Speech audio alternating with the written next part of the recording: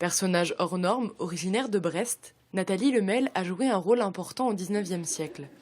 Elle a lutté pour l'avancée des droits sociaux et en particulier pour ceux de la femme.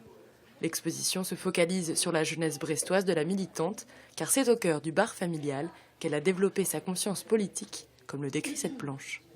C'est les ouvriers de l'arsenal de Brest qui vont entrer dans le café.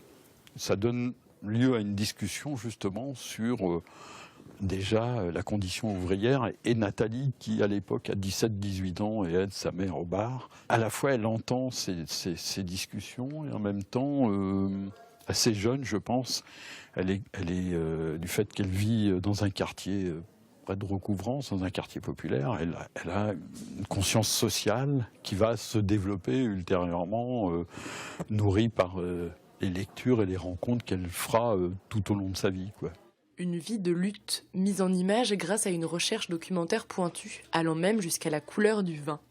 L'exposition permet de découvrir en avant-première les planches d'un travail où rien n'a été laissé au hasard. Il y a pas mal de scènes où il y a des manifestations ou des groupes de bagnards, où il y a un moment donné, il y a le feu d'artifice pour la venue de Napoléon à Quimper. Donc c'est des foules à dessiner et ça prend énormément de temps. Voilà. Et plus prendre en compte les recherches et aussi les documents iconographiques. Ça prend beaucoup de temps aussi, quoi. Mais bon, c'est passionnant pour un dessinateur, vraiment. La militante a créé La Marmite, un restaurant ouvrier, et met en place une des premières associations politiques de femmes.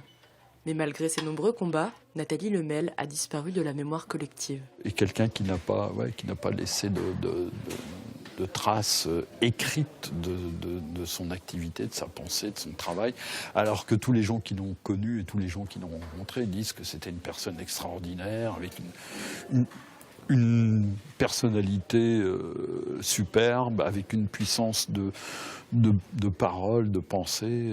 En attendant la sortie de la bande dessinée en mars 2017, l'exposition offre l'occasion aux Brestois de se réapproprier Nathalie Lemel jusqu'au 2 avril.